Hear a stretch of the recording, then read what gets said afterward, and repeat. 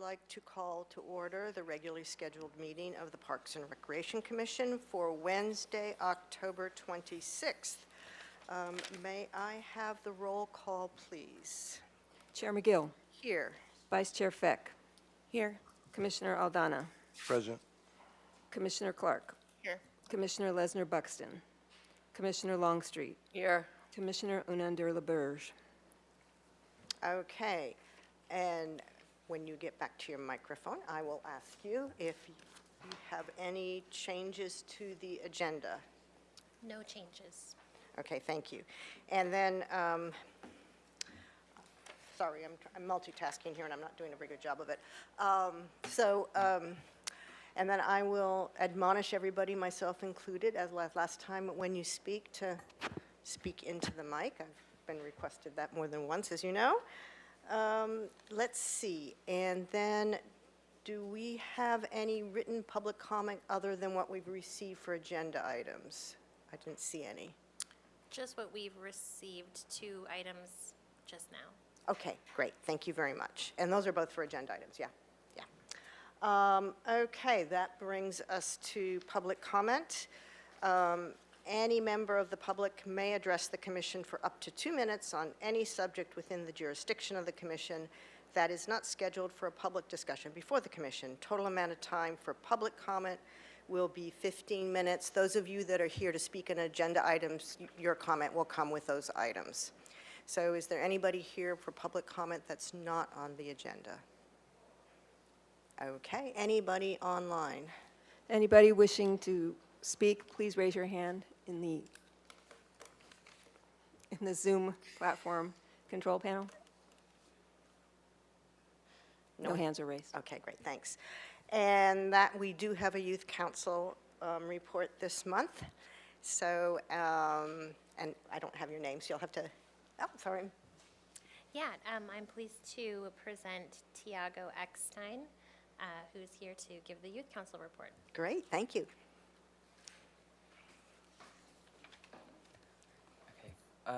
Good afternoon, Parks and Recreation Commission. I would like to provide an update on some past and current Youth Council events. So since our return from summer break, we started meeting around September. Youth Council was proud to participate in SB Creek Week by joining Explore Ecology at Henry's Beach for a beach cleanup. We were happy to be a part of a cleanup of the 3 tons of waste that was picked up on September 17th. According to Explore Ecology, that means 6,557 pounds of material will no longer be flowing into the ocean. So these last 2 months, Youth Council has made progress on a few projects. Youth Council spent time preparing for a trunk or treat on Friday, October 28th from 5 p.m. to 8 p.m. located in the Spencer Adams parking lot. This is a collaborative project with SB PALS, Santa Barbara Police Activities League, Youth Leadership Council. We are extremely excited to give back to the community and offer a fun and safe way for families to come and trick-or-treat. In addition, Youth Council has recently finished a grant application with the Fund for Santa Barbara for the Youth Making Change grant. Our vision is to lead a series of workshops on our community issues to help increase civic engagement, specifically in youth. Youth Council has also worked hard to create a list of helpful links, such as where to find your polling precinct, how to track your ballot, where to find more information on the candidates running for office, and where to find more information on the propositions included on the ballot for this year's upcoming midterm election on November 8th of 2022. Youth Council shared this to our Instagram in hopes that it will inspire others to use their voice and vote for the midterm election. And lastly, Youth Council will be receiving a presentation on tobacco prevention from Santa Barbara County. This presentation will inform Youth Council on how tobacco products, such as cigarettes, impact the environment, how nicotine addiction impacts mental health, and how flavored tobacco products are marketed towards youth. Parks and Recreation Commission, I thank you for your time. Can I answer any questions that the commission may have? Thank you very much. I don't have any questions. I see Commissioner Clark. Hi. That was great. Thank you. And thanks for coming. We've missed having a representative. I was wondering, you said Santa Barbara Youth Council has an Instagram page. What is the, how would I find that if I was on Instagram? What's the name of it? So I believe you go on, I think if you search just Santa Barbara Youth Council in the search bar on Instagram, our username and profile should come up. Okay, great. So, yeah. Thank you. Your grant for the fund for Santa Barbara, have you picked topics that you're interested in yet, or does that come farther down the line? Yes, a few of the topics that we've kind of picked is bias and discrimination, I think specifically racial bias and discrimination, as well as kind of environmental awareness and basically information on how to be more sustainable and like work towards creating projects to help our environment here in Santa Barbara. Great, thank you. Commissioner O'Donnell. Yeah, I'd just like to mention awesome report and great work, and I thank you very much. Thank the whole council. Vice Chair Fleck? I think you're getting accolades all around. No, it was a really good and thorough report, and I appreciate myself, I think we all do, obviously, you can tell, just the range of topics that you all are covering, the depth that you're going into, and doing things like getting involved in voting rights and votive activism and grant applications. That's really important stuff for your own leadership as well as the community. So I think it's really a job well done. I would be remiss, I think, when you're looking at bias and discrimination to cast that net and certainly look at things like disabilities and, just overall inclusion and when bias takes many forms. So that would be my only, I don't know, word of wisdom or not. But anyways, great work. Thank you.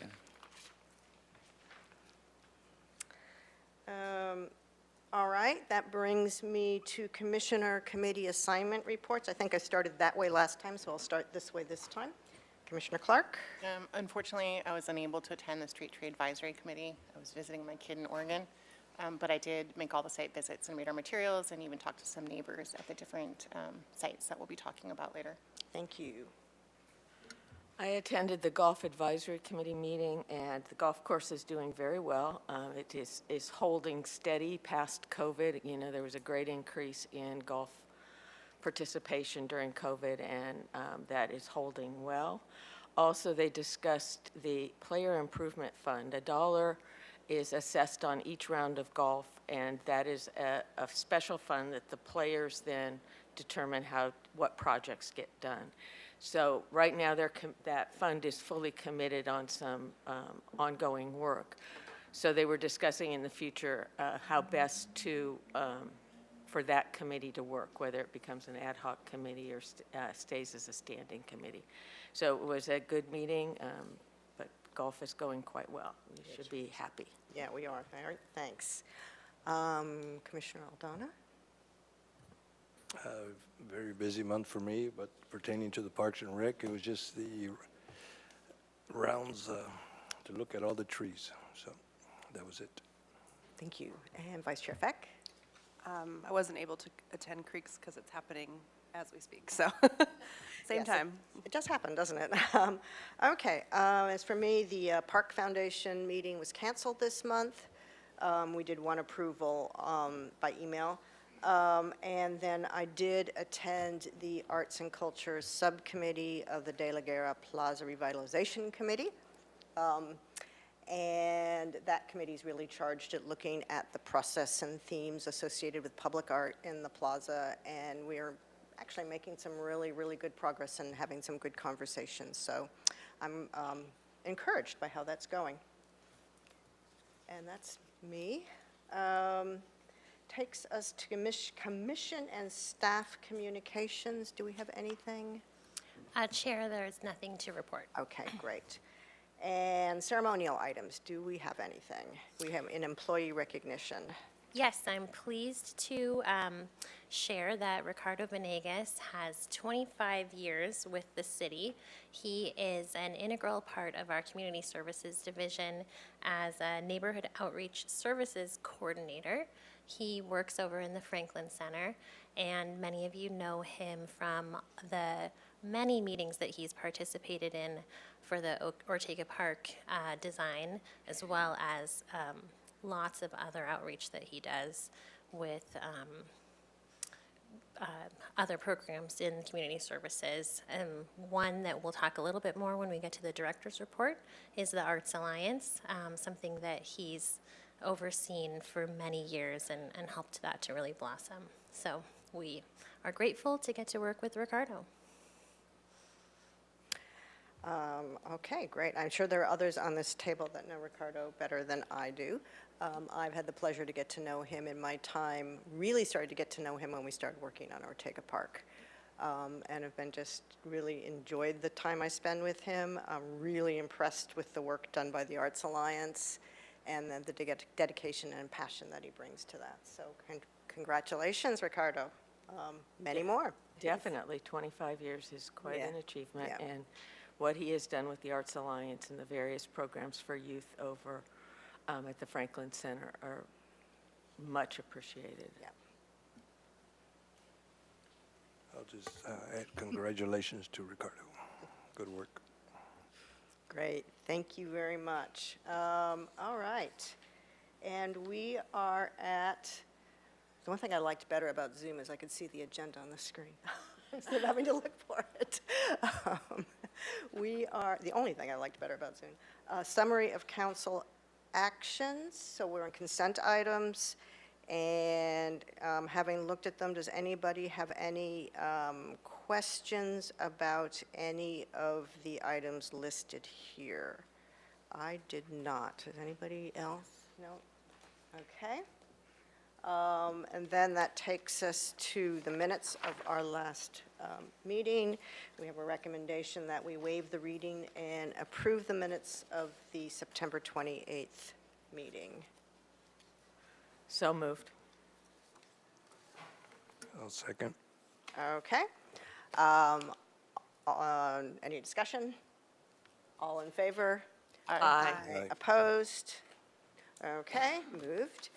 And that now brings us to the trees. So welcome, Mr. Slack.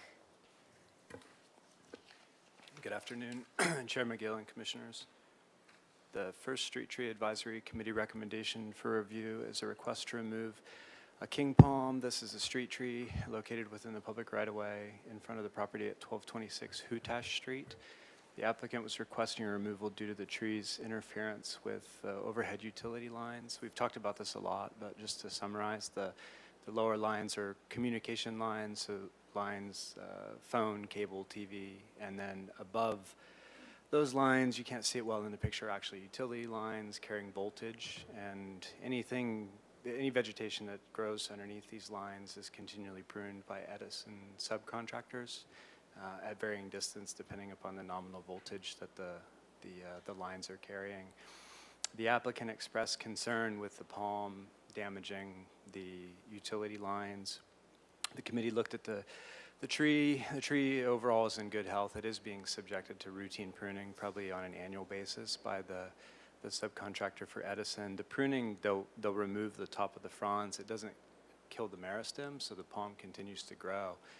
But the applicant, on a couple instances now, has been really motivated to suggest removal of the tree.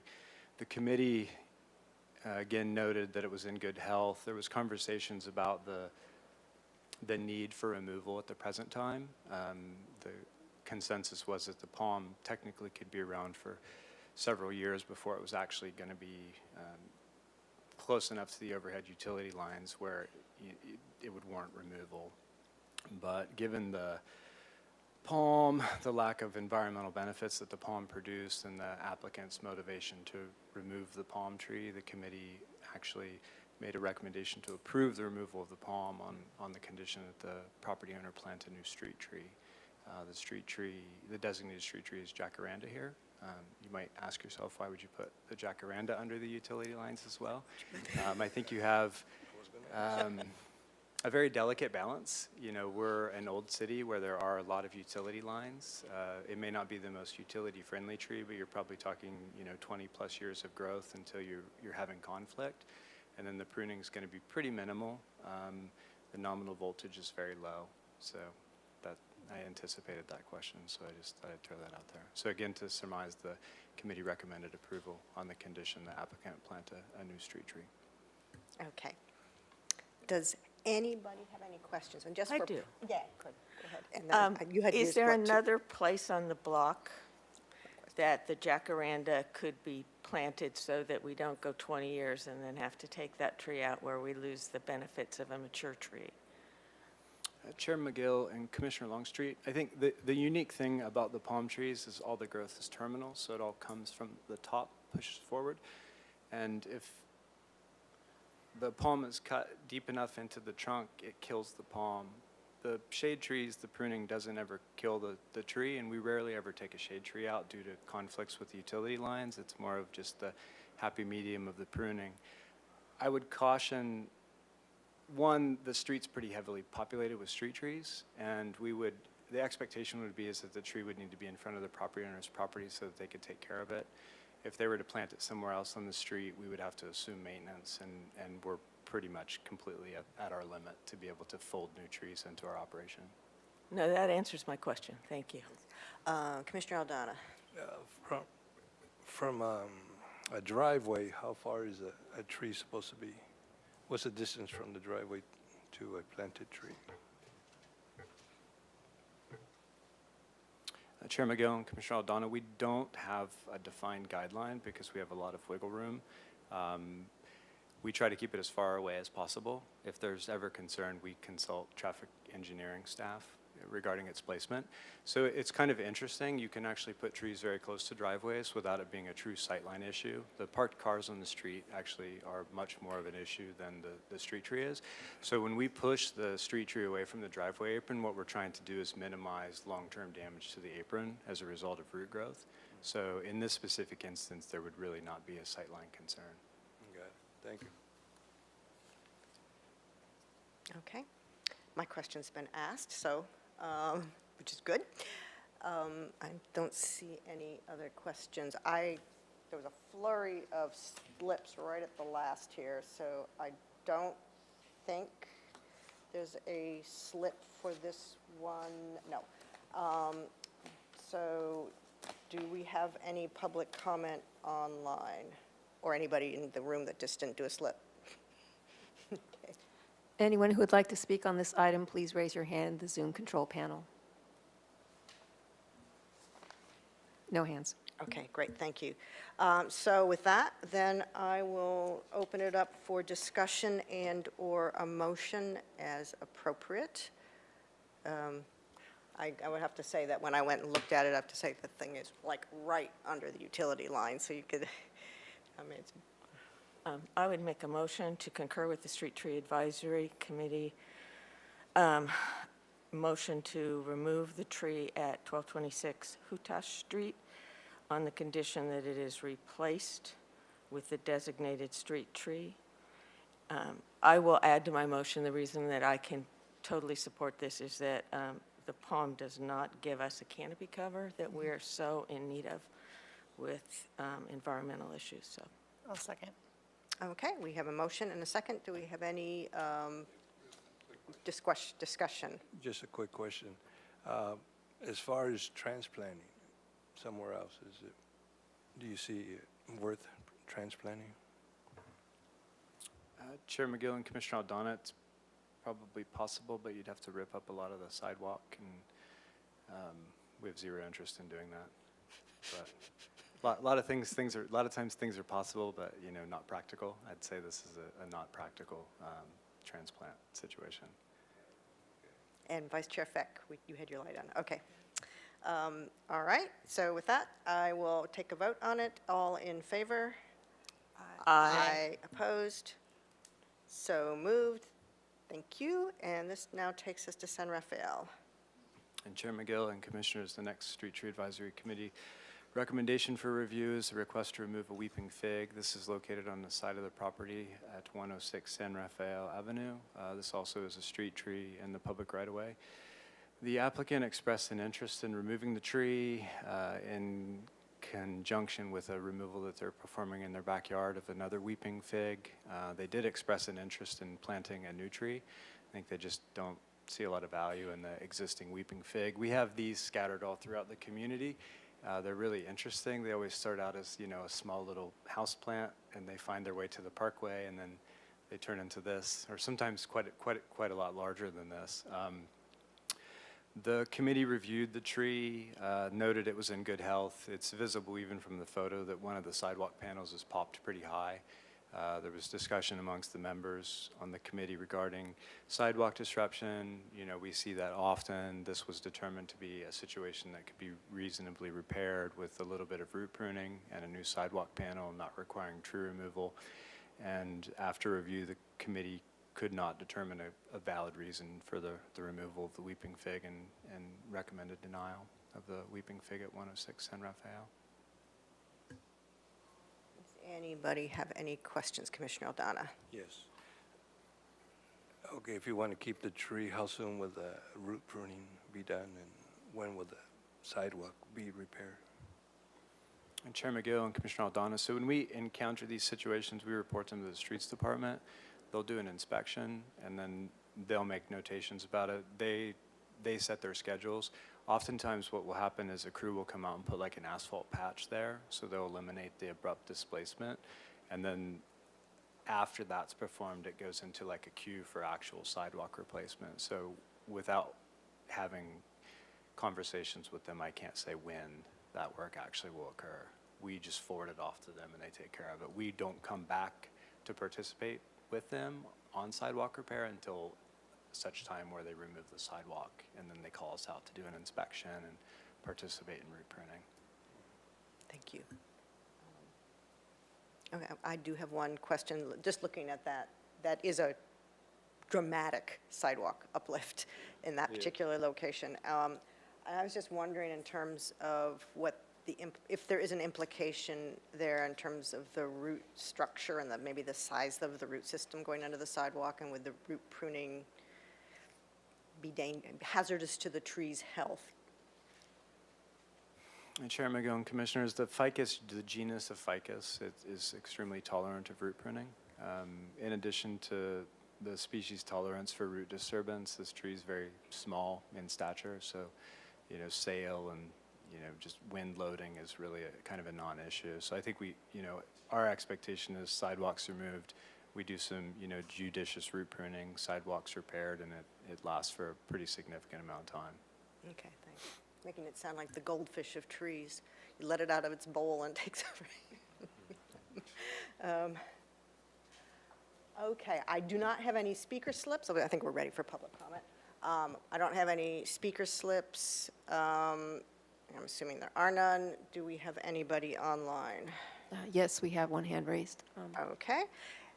So once we start, you will have 2 minutes.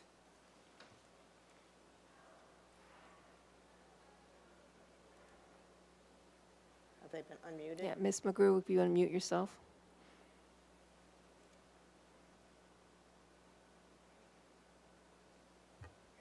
Hi, I'm Dawn McGrew, and I'm the owner. My husband and I are the owners of the house there at San Rafael, and that tree did start as a house plant.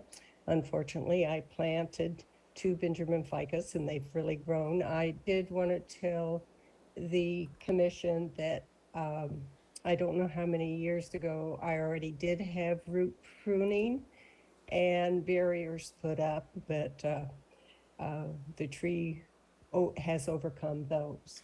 And then I have one question about if the tree remains, does the city take care of the canopy? Will they shape the tree, the canopy, the top of the tree? Thank you. Thank you very much. Okay, thank you for the comment. And I guess with that comment, there was a question. Mr. Slack, would you care to talk about pruning of this tree? Chair McGill and Commissioners, it is considered a street tree, so we are responsible for the maintenance. Shaping is not really something that we do, so we wouldn't come in and kind of keep it in like spherical shape. Height reduction also is something that we take pretty serious and don't do very often unless there's like a real need for reduction in height. So Yes, the maintenance would continue. You know, you're mostly looking at clearance over a street and sidewalk is really all that this tree ever really needs. Okay, thank you. All right. With that, I'm open up for discussion and/or a motion. Commissioner Clark. I'm prepared to make a motion based on the fact that Public Works can repair the sidewalk and that the tree provides environmental benefit in terms of carbon sequestration, to deny the removal of the ficus at 106 San Rafael Avenue. I'll second.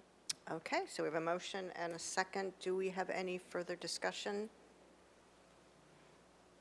All right, all in favor? Aye. Okay. Opposed? I'm going to oppose myself because we've seen various trees. It's a beautiful tree, and we're going to see other ones here today. But for a parkway, it's a wrong place, and it's just going to be issues in the years to come. So I will oppose. Okay, thank you. So it's so moved 4-1. Okay, that takes us to Dolores Drive. And Chair McGill and Commissioners, the next Street Tree Advisory Committee recommendation for review is the request to remove an Indian laurel fig. This is also a street tree located in the public right-of-way at 745 Dolores Drive. The applicant's requesting removal for different reasons, including damage to the sidewalk. There was reference to damage to private property, also sewer lateral damage previously. I believe that has since been repaired. The committee reviewed the tree, noted it was in great health, you know, pretty spectacular specimen on a street that is pretty devoid of, you know, big, large canopy trees. We did take a look at the sidewalk. The sidewalk is displaced in several locations. It has recently been asphalt patched, so the padding there is temporary. At some point in time, streets team will come back in, remove the sidewalk. We'll take a hard look at root pruning, and if we're able to retain the tree, then that would be our goal. It's worth saying that, you know, we never say never until we can actually look at the root system, and, you know, every once in a while trees are removed due to sidewalk disturbance, but it's always our intent to try to retain them, and we wouldn't make a decision on removal until we could actually evaluate the root pruning that's required.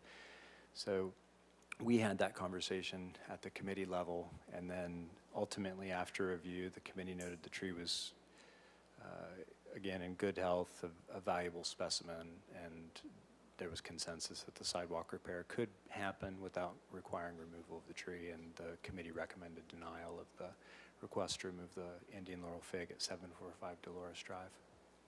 Okay, thank you. So we do have a speaker on this one, but let me open it up for questions. Okay, I'm not seeing one here. I do have one. When I looked at it, and it's going back to, you know, how do you know root pruning is appropriate or not appropriate, or how much is too much? When I looked at the yard itself, it looked like, I couldn't really tell, so this is more of a question. There was almost like a ledge that looked like a root that was quite high up on the bank of the yard. Would that be associated with that tree, and could that be an issue? Would that be an issue? It's right where you walk in from where the gas line flags are.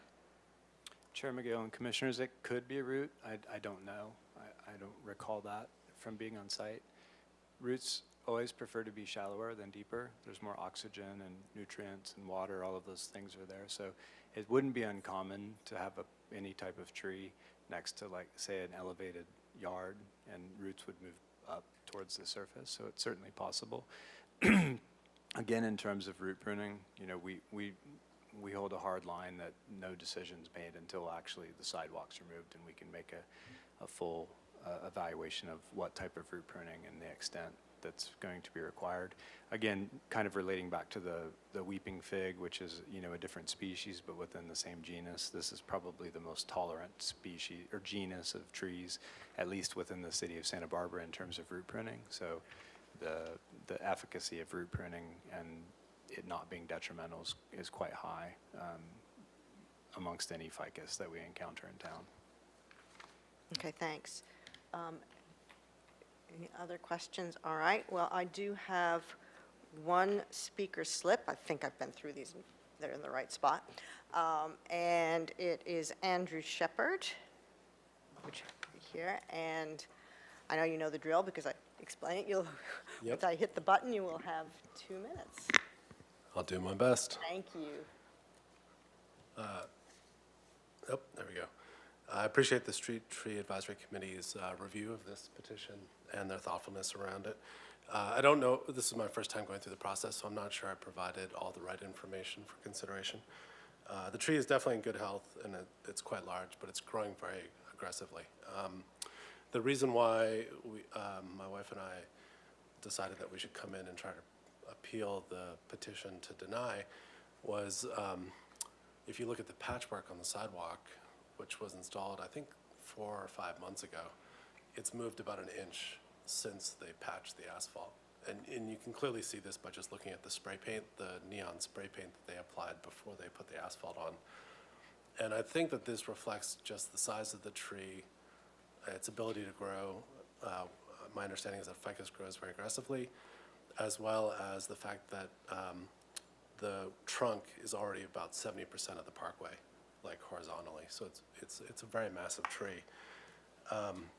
Also, we've observed that the lowest tree branch on the road side of the tree is low enough that it's actually damaging delivery vehicles.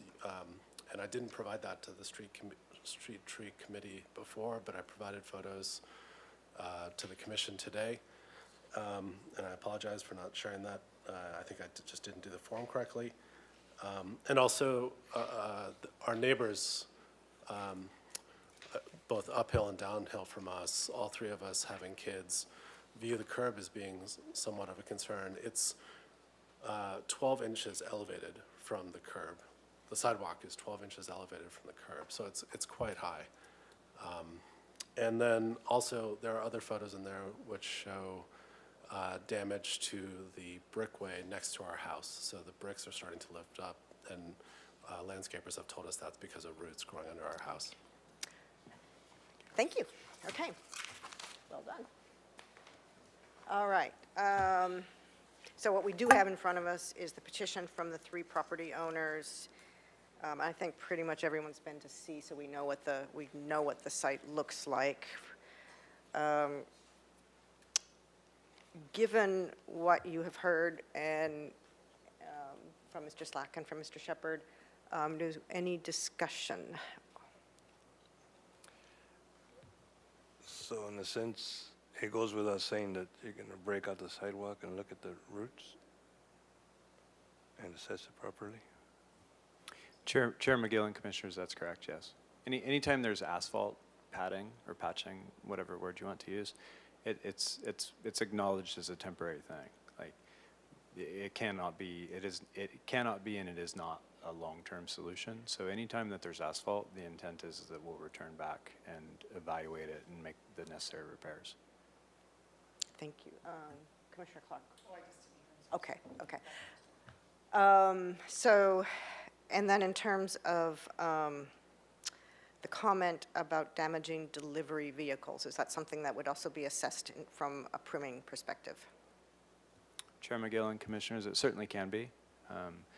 You know, unfortunately, nature doesn't always listen to us, and there's lots of trees in town that have branches that are a lot lower than, you know, the perfect 14 feet that we would want for delivery vehicles. So they also need to exercise some caution while they're driving. Every situation is unique, and there's lots of trees in town that have been hit by delivery vehicles. But we could certainly take a look at it while pruning. I think that you're talking about some pretty massive work if you were to take the limbs that actually are affecting delivery vehicles currently. Okay, thank you.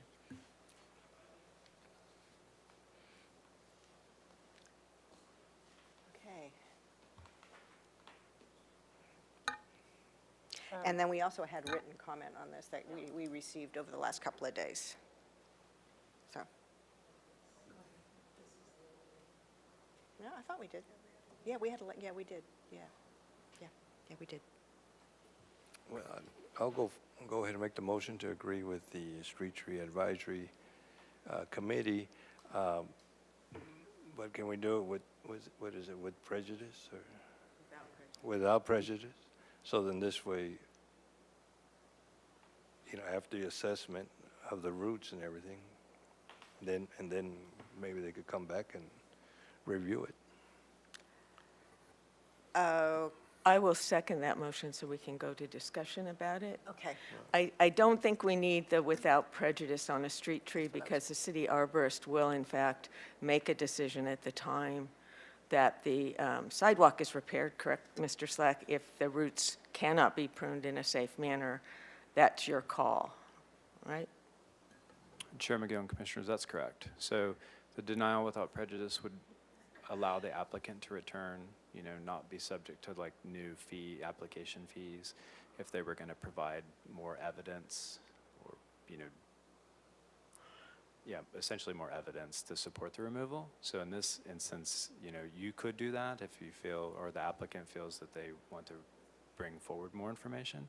But as Commissioner Longstreet pointed out, in this specific situation, we would make the determination. So if the sidewalk's removed and we feel that we're crossing a reasonable threshold and that there's, safety issues with the root pruning and leaving the tree around, then we would just remove the tree as part of like normal forestry program activities. Okay. To add to that, and if the applicant wanted to appeal our decision, they go to city council with this. Which I will. That's their next step. So they have a route forward if they want. But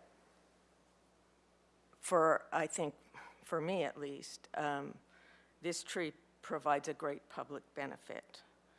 And more, when we see the concern over large trees, and there is concern if they're unsafe, but over the tree just because of its size, the public benefit, we have to be careful with the environmental issues we're facing and losing our canopy cover. So I totally agree with keeping this tree.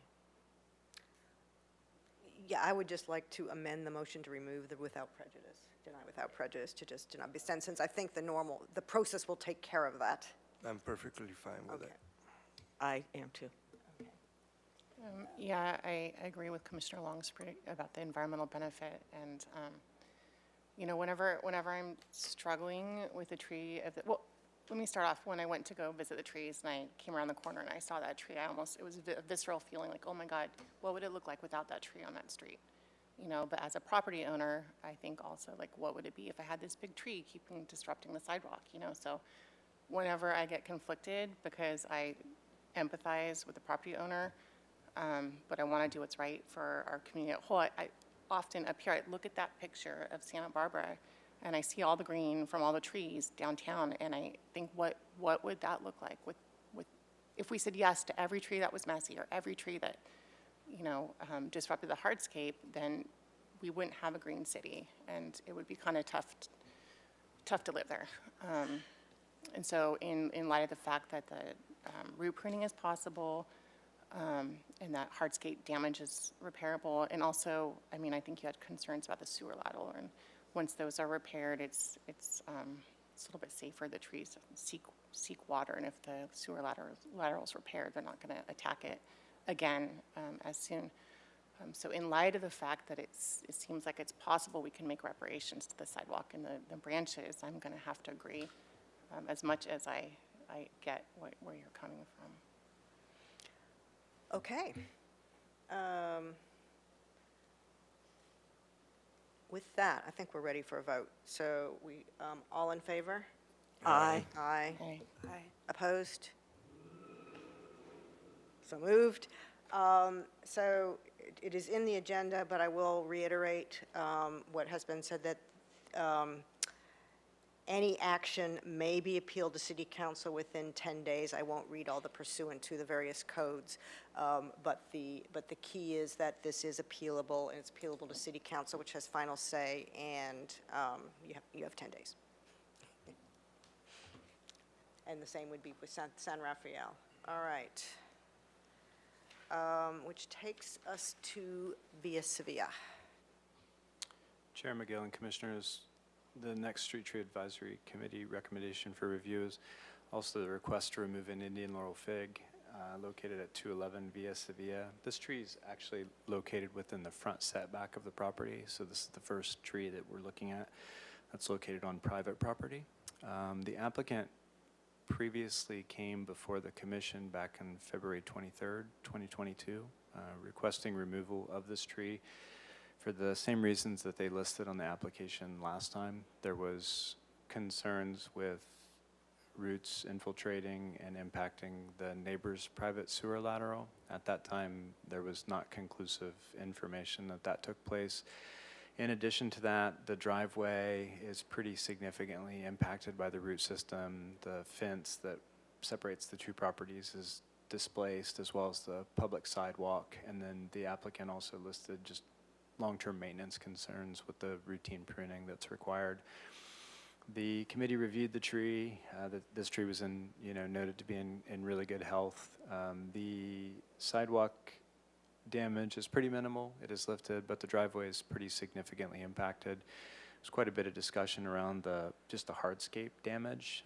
The maintenance concerns were less of a focus for the group. And in relation to the sewer lateral, interestingly enough, the applicant did provide some correspondence directly to staff that they did in fact receive a claim from the neighboring property, and the insurer did pay out a pretty significant sum of money due to root infiltration, and the sewer lateral for the neighbor has been replaced. That factored less into the recommendation that we'll hear in just a second from the committee. Going back to Commissioner Clark's comments about the sewer lateral and the things that we've discussed previously, essentially since it's been fixed, the probability of further issues is pretty low now. Most of the focus was around the driveway damage, the ability to do root pruning, and the hardship from knowing full well that that's going to be like a recurring issue for the property owner. In February, they were really conflicted because the applicant was very honest about their love for the tree, even though it did cause lots of problems for them. I think that's somewhat changed now, and they were motivated for removal, so they resubmitted an application. I think after pretty extensive review, we were on site for probably 45 minutes looking at this tree, looking at the street, talking about options. The committee determined that the long-term root management issues with trying to fix the driveway, mitigate the damage, and no doubt have to continue to deal with that over time was significant. And there was consensus 2-1 for supporting removal. After there was consensus for that, the committee looked at replacement options. The street's actually quite heavily planted with street trees. And as you look at the full street in context, there's quite a bit of trees there, quite different than Dolores Drive, which we just looked at in terms of just total canopy cover, both on a public and private level. And the consensus amongst the committee members was that, even though there was support for removal, there was really no decent location to plant a new tree.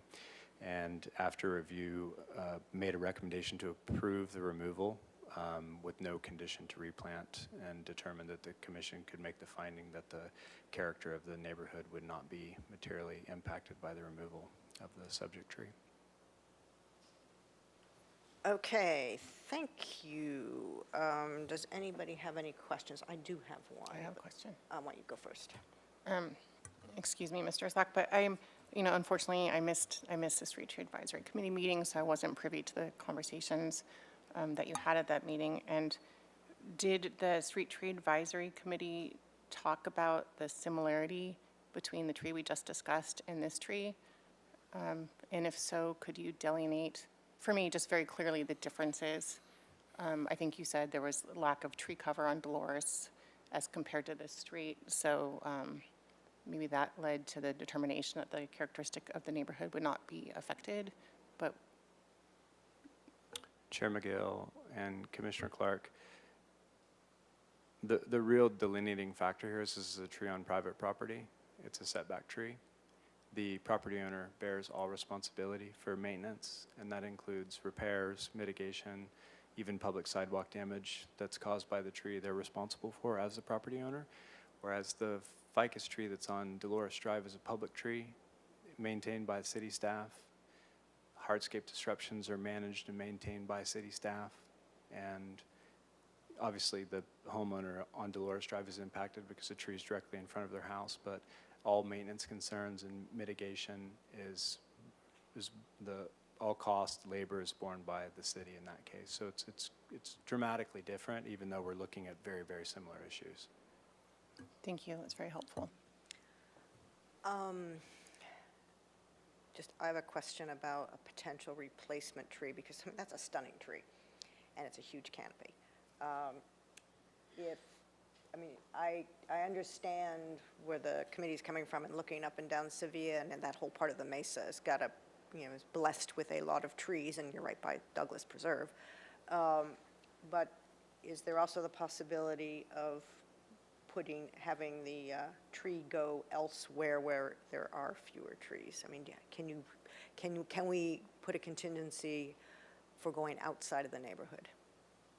Is there a precedent for that? And Chair McGill and Commissioners, I would go back to the Hutash example from earlier this afternoon, where yes, there's locations citywide. As we add those to staff's list of trees to take care of, it becomes very difficult. So the applicant could plant the tree, but then we have to be responsible for it, because it's not practical for a homeowner to, however, drive across town and water the street tree that we've found a home for once a week or whatever. So it's very difficult. And there was extensive conversation about that same spot where the existing tree was as a replacement option, because that's pretty much the only place on the property where you could put it, given the size of the tree and the age and the amount of just root mass that you would have to deal with. Most of that can't even be taken out without demoing huge amounts of that area, and it's going to take time just for natural decomposition of that woody material, and that was the rationale for not requiring a replacement on the property. So I think it becomes too much of a hardship for staff to facilitate a replanting of a street tree elsewhere throughout the community, outside of normal operations. Thanks. Okay. I don't have any speaker slips, and do we have anybody online for public comment? Anybody wishing to speak, please raise your hand now. No hands raised. Okay, thank you. All right, I will open it up for discussion and/or motions.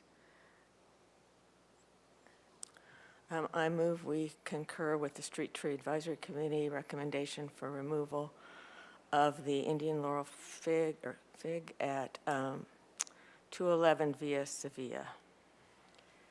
I'll second. Okay.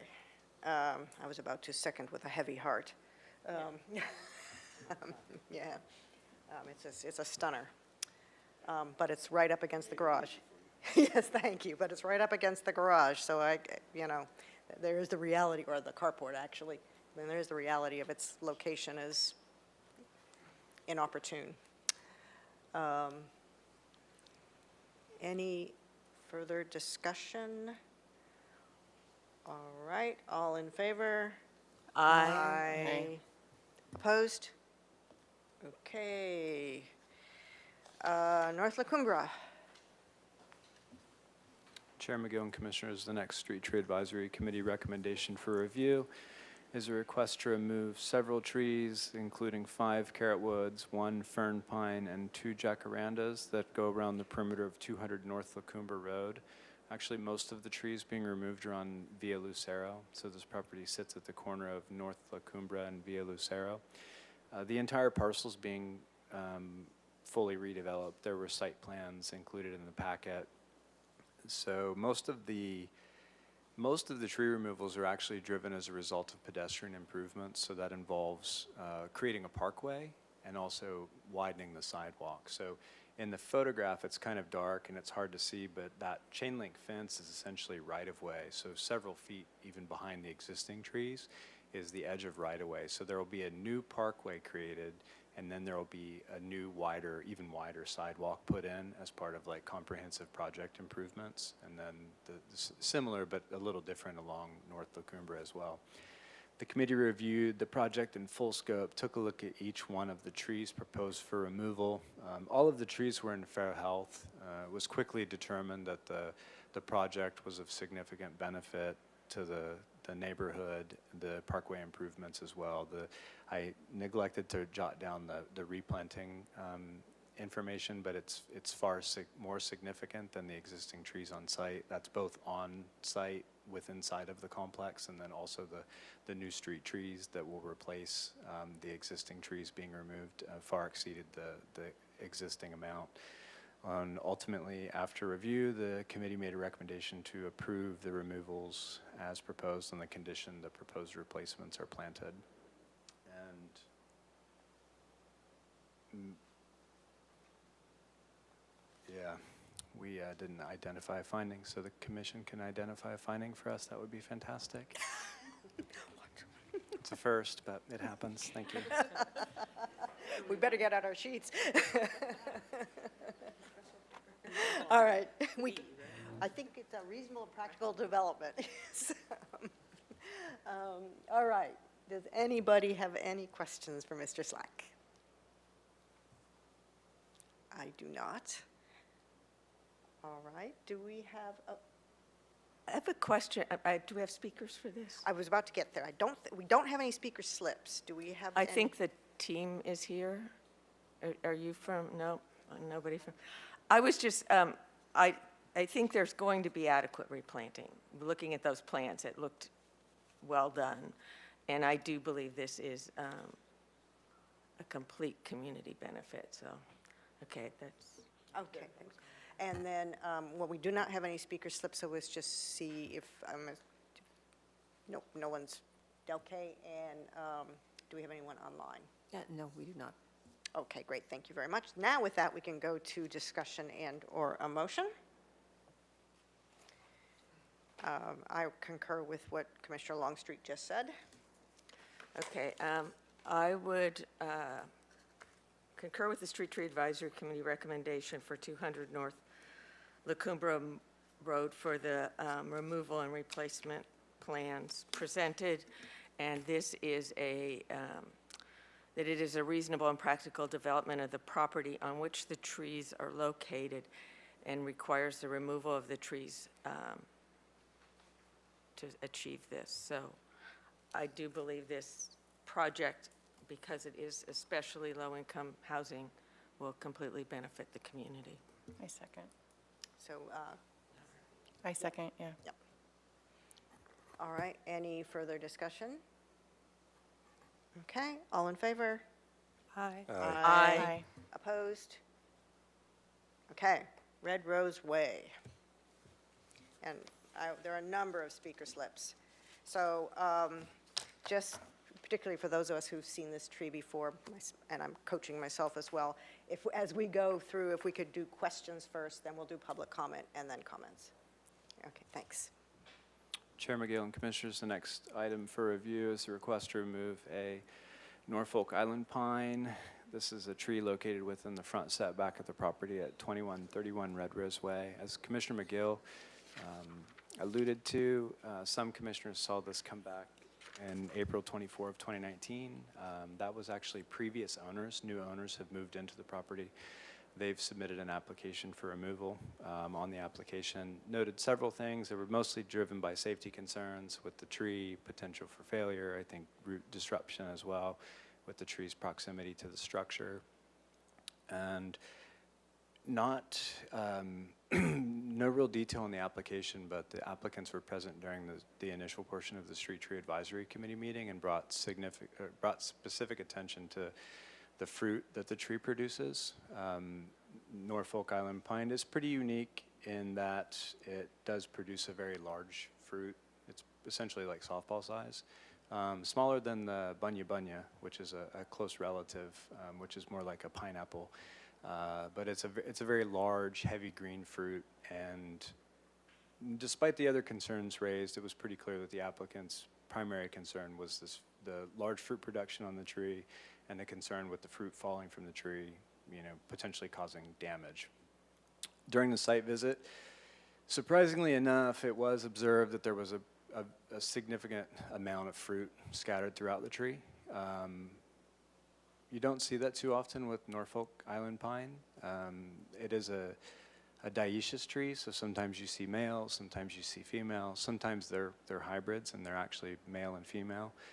But you don't see the significant abundance of fruiting that was visible on this specific tree. I think in terms of Norfolk Island pine, the consensus amongst the committee members was that the tree falling over, limb failure, was essentially a non-issue in entirety.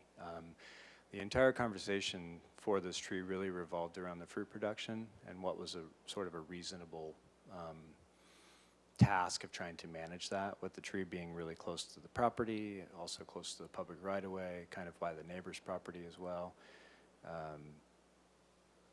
We spent a considerable amount of time here too. The committee discussed this at incredible length, similar to the Via Sevilla one. I think we were probably there for 30, 35 minutes just talking about this one specific tree. I think that the consensus was just that the fruit was too much of a hardship to manage. I think most of the time when we think of the tree people think of Norfolk Island pine, a lot of times that fruit desiccates, so it kind of dries up and kind of flakes off, kind of falls apart. And you don't see a lot of total, like what we would call a cone, actually, or a fruit fall from the tree. But all of us, some people who've been practicing arboriculture longer than I've been on Earth, have never seen a tree produce as much fruit. And after, again, extensive conversation, there was actually a unanimous 3-0 vote. We were missing 2 members that day to support the removal, identifying the finding about safety for people. Okay, does anybody have any questions for Mr. I do. Slack? Is this an annual thing that happens? Was this a year that it produced more fruit than other years? Is this an anomaly that happened? Because when we saw this in 2019, this was not, as I recall, not mentioned. It was all about stability of the tree and limb failure. So was this the year because of the drought that suddenly this tree is making a lot of pods of whatever nature to keep life going, or what? Chair McGill and Commissioner Longstreet, it's a great question. I don't have like a great answer for that. When you do research on Norfolk Island pines, they take a long time to start producing fruit, but that's like 15 years. As trees, significantly older than that. I too went back and looked at the old information. The application again had no mention of fruit. As plants become as trees become more and more stressed for whatever reason, they can develop like what we would refer to as like heavy fruit set, which is basically just an attempt to procreate. So like during stressful times, end of life type of events even, the tree can produce like an abundance of fruit, essentially just for species survival. Could that be the case here? It could. I don't have enough intimate knowledge with the tree on a year-to-year basis. I think that homeowners also are pretty new, so I don't know how much information they can provide in terms of it. Certainly fruiting is an annual event. The question of like, is it this much every year? I unfortunately can't answer that. I can say that the commentary from the committee and even myself and the street tree supervisor, everybody's a certified arborist or board certified master arborist or whatever. It was very peculiar to see that much fruit in a tree in a Norfolk Island pine. I've never seen it before in my life. But I also would caution to not say that it's, just a one-time event. I just don't have enough information. Because I would surely hate to condemn this beautiful of a tree and one that we kind of went to the mat for before because of a one-time event. Okay. Any questions? Out of questions? curiosity, who were the 2 members missing?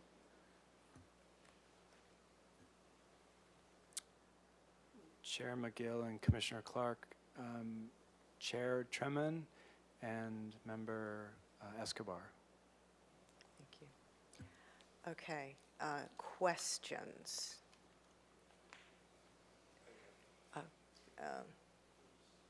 You need to.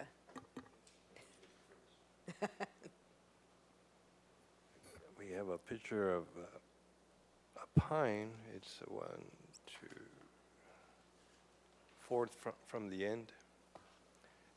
And I was just curious, is this one at the architecture, they build doors and windows. It's on Nopal and 500, Nopal and 500.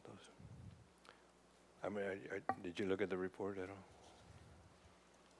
Or is there anybody from the Action Tree Care here? Yeah, that is where that tree is. Okay. Because as far as this tree, I am aware that the top fell on the house. The top of this tree fell on a house on 500 and damaged that home. It was the Chavez residence. So, Chair McGill and Commissioner Aldana, I believe those photographs were recently submitted, so I've not seen those. I did see the letter from Ms. Halverson, and we work with them often, so. yeah. So, because it doesn't show the very top. And so I just want to point that out. So I myself, I mean, it's a beautiful tree, but I would hate for that top to fall on a home. Chair McGill and Commissioner Aldana, just to follow up, I think that that's extremely low probability. I don't know the background. I don't even necessarily know that tree specifically. These trees are, they're not like true pines, like what we would consider like a Canary Island pine or an Italian stone pine. But by design, the strong central stem and the radial, evenly spaced branches, they're not subject to the same type of wind loading and things like that. So that's something that is an anomaly. Losing a top out of a Norfolk Island pine is a very special event. It's something that you don't see happen ever. You could lose a limb, but in terms of like losing a top out of a Norfolk Island pine, it's a very it does not happen very often. I just don't know the history of the one that is referenced there. Okay, thank you. I think I'm going to go to public comment. We have 4 speaker slips that I will attempt to do in the order I got them, but things got a little muddled up here. And so each of you will have 2 minutes, and the first person is Annalise Dulian. You've seen it enough here, I think you've got it, the drill. And if you'll need to pull that thing pretty close to yourself. Yeah, thanks. That thing being the Hello. microphone. Hi, thank Hi. you, Commission, Council, Mr. Slack. I grew up at the home next door, 2135 Red Rose Way. So I have lived next to this pine for over 20 years. I love this pine. It is a healthy looking pine, and I would be so sad to see it go. Whenever you drive up and down that street, you see it, and it just shines in the sky.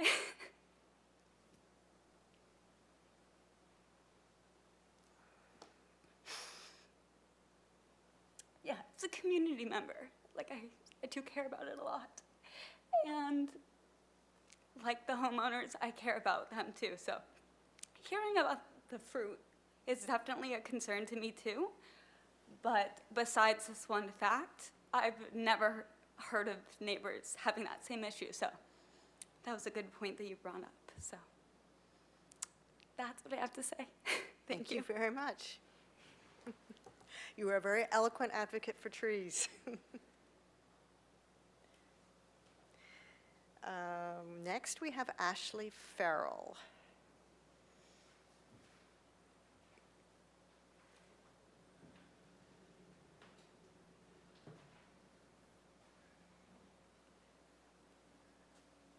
Hello, good afternoon. Good Thanks afternoon. for listening to me. I'm here to speak for the tree as well. I grew up on the Mesa, went to elementary school on the Mesa, have seen that tree and have admired that tree for several decades. And I wanted to lend my voice to the voiceless. I haven't seen the fruit, and I would imagine that that would be a concern. But that tree is a focal point, it's a habitat, it's a conifer, so it sequesters more carbon than other trees, and every year hawks nest in that tree. And like you said, this is the second homeowner that's tried to remove this tree, and if we were to bend to every request to remove trees, I think that our skyline would be, much, it would be, sorry, visually impacting to our city. I have correspondence with 4 tree companies: Action Tree, Mesa Tree, Santa Barbara Tree Care, and Ronnie Gosnell Tree Care, who all went by and looked at it, and they all say the tree is laced out perfectly and healthy, and they saw no reason for its removal. And I shared the correspondence along with 20 other trees that I drove around Santa Barbara in the last 2 weeks and took pictures of, all within 20 feet of buildings, and most all, other than that one tree at that business and the fire station and the Amtrak station, they were all residents, and they were all cascading shade on very small houses. So you have the pictures there to look at. The most iconic star pine in Santa Barbara is the Tree of Lights that's located now in the Ralph's grocery store on Chapala and Carrillo, and it's over 130 years old. And since 1920, it has been adorned with Christmas lights. The tree is visible as, in the skyline downtown as our star pine is on the Mesa. And it's the only large tree in the whole area, so our neighborhood would be drastically changed without it in the sky. And I'm afraid your time's up. Sorry, thank you. Thank you very much. And next is Todd Yuba.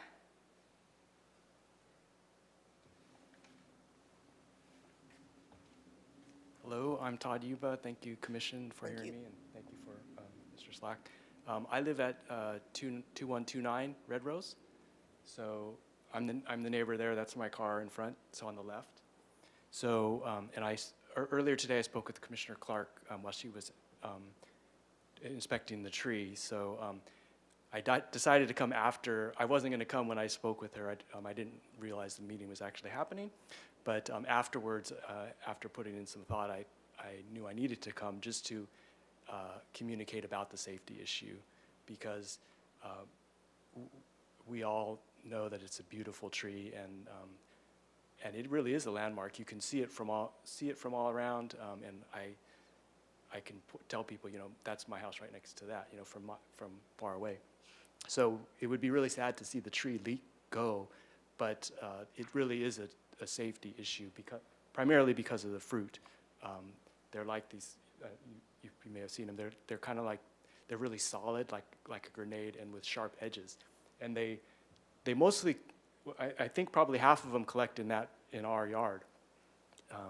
And the doorway to the house is on the side of the house. So there's a walkway that goes basically right under those branches. So when those fruit drop, they collect. They're dropping right on that walkway. So the fruit are very dangerous.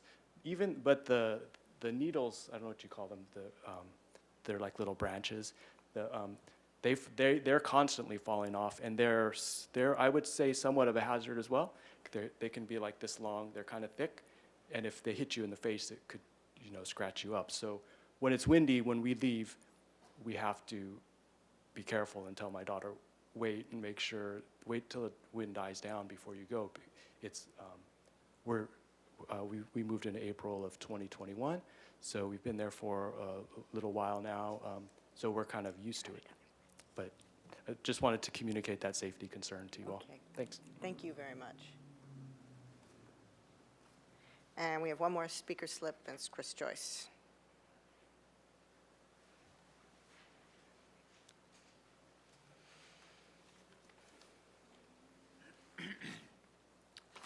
Hello, everyone. Thank you. Thank you for the opportunity to voice our concerns about the Norfolk pine tree. As a husband and father to my 4-year-old and 2-year-old son, I feel it is my responsibility to protect my family. My biggest fear is that a large pine cone or fruit will fall from the tree and land on one of my children when they're playing in the front yard. They're about the size of my son's head that are falling from the tree. So if one did come down, it would be devastating. So that's my main concern, is my family playing in our front yard. Because the tree does take up pretty much our entire front yard for the most part. During heavy storms, the tree sways, and I get it. We just trimmed it recently, so it looks really nice and clean too, and it still has that much fruit in it. It costs about $800 annually to trim it, so that's just another thing we're taking on. My fear is not only to my family, but also to people walking by, my wife. And my proposal is to take care of the cost myself to take the tree down. I'm happy to put up any kind of tree in its place. I guess my other concern is, if we're approved, we'd love to move forward with it and take it down and plant something new. If not, I ask you, who bears the responsibility if something does happen to a neighbor or myself or my kids? Who's responsible, the city or myself, if it lands on a car, causes damage, or people going by? So I don't know, that's kind of my other question. I don't even know who's liable for the tree in case there is damage. So thank you for your time, and I appreciate it. Thank you. Thank you very much, Mr. Joyce. Okay, I think we need to double check see if there's anybody online. No, And we also had written communications that we've received on this.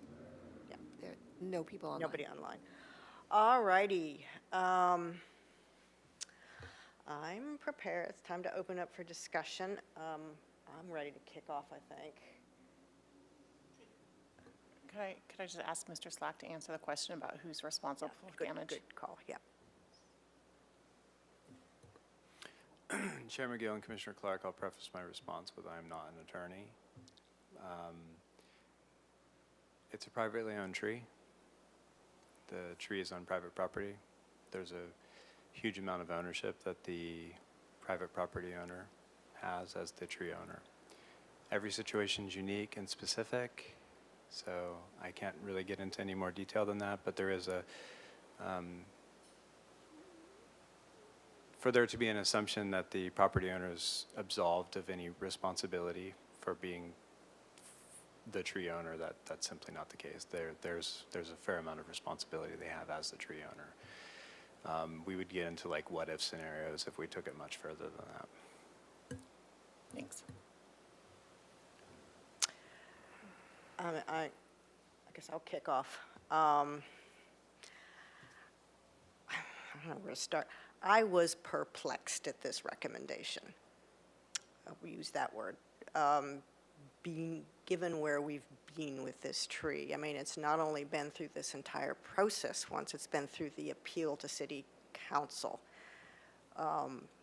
and come back with pretty strong statements about it being a skyline tree, a vital part of the community, habitat. We've had that conversation. And so I was, perplexed isn't the right word. I was really stunned to see a recommendation for removal. The fruit, this is the first we've heard of it in this particular cycle. I mean, we went through the whole process before. We went through the appeal process before without a discussion about the fruit. I've had trees in my yard with, Osage oranges have pretty big fruit. So I know that, or coconuts or palms, that can be a bit unnerving.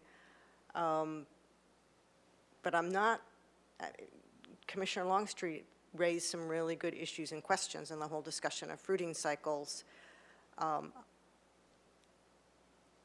really, really uncomfortable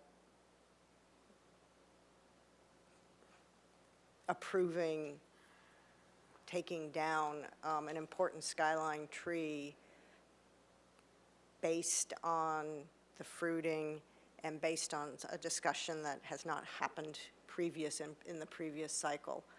Yeah, I just can't, it just doesn't, I just can't get it to make sense to me, quite frankly. I'll just leave it at that and open it up. I'm sorry. Yeah.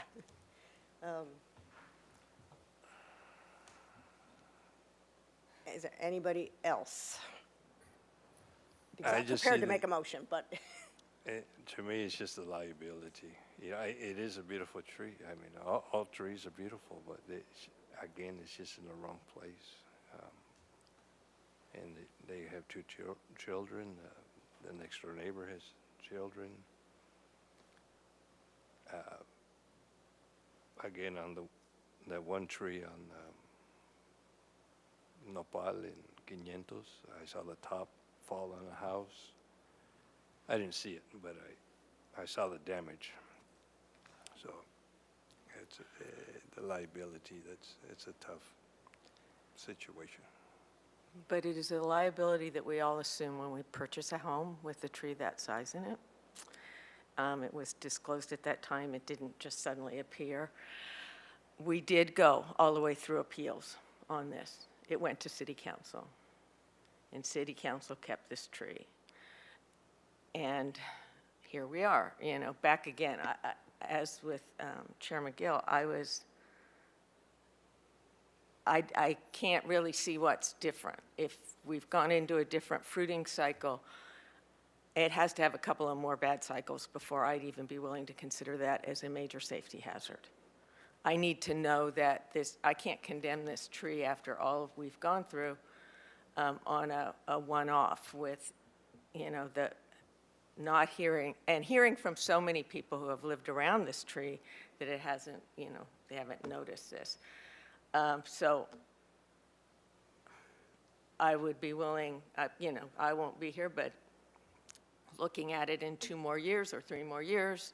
But again, yes, it costs money to maintain a tree, but the home was purchased with this tree in it. And so that was an assumption of responsibility. The whole community can't change every time a property changes ownership, and we see that quite a bit. So I'm having trouble with taking this tree out. Chair McGill, I did want to have a short discussion with a neighbor that I had talked to today, but I don't want to ask him a question without giving him the opportunity to respond. So if I ask him a question. Well, yes, the neighbor may respond. Yes. Okay, Todd, I do appreciate you coming today, and I appreciate the time that you spent with me.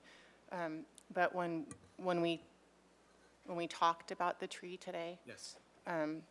you mentioned that the long things that blow off could scratch somebody, Yeah. but you didn't mention the fruit. Right. So my question is, when we talked for a good 10 minutes, and you didn't mention the fruit, so can you explain that to me? The needles or the little branches, they're constantly coming down. The trees the fruit is seasonal, so but when they come down, or at least at this point, or at least our experience of being there 18 months, there are a lot of them, and then especially when the wind comes. So that's why it didn't come to me. But yeah, I just thought of it as I knew that there were hazards and dangers, but the branches are more of a constant reminder. But again, at least while we've been there, there are a lot. And then I don't know when the inspection happened, but as Chris mentioned, they had it trimmed recently, and so that was another reminder. They cleaned up afterwards, but there were still some in the yard, and they're just as a reminder how hazardous those things are. I mean, when the winds are bad, it'll happen I don't know, a few times a year. It's hard to walk through that walkway without, removing them. You have to kind of jump over them because they are so big, and they literally cover our walkway. So but that's some background. Thank you. Okay, thank you. Okay, any other discussion? If not, I'm prepared to make a motion. And I am going to move that we deny the request to remove the Norfolk pine on Red Rose Way. I concur with Commissioner Longstreet that one discussion of a fruiting cycle over 1 year is just way premature for removal of such an important tree. I'll second. Okay. Do we have any further discussion?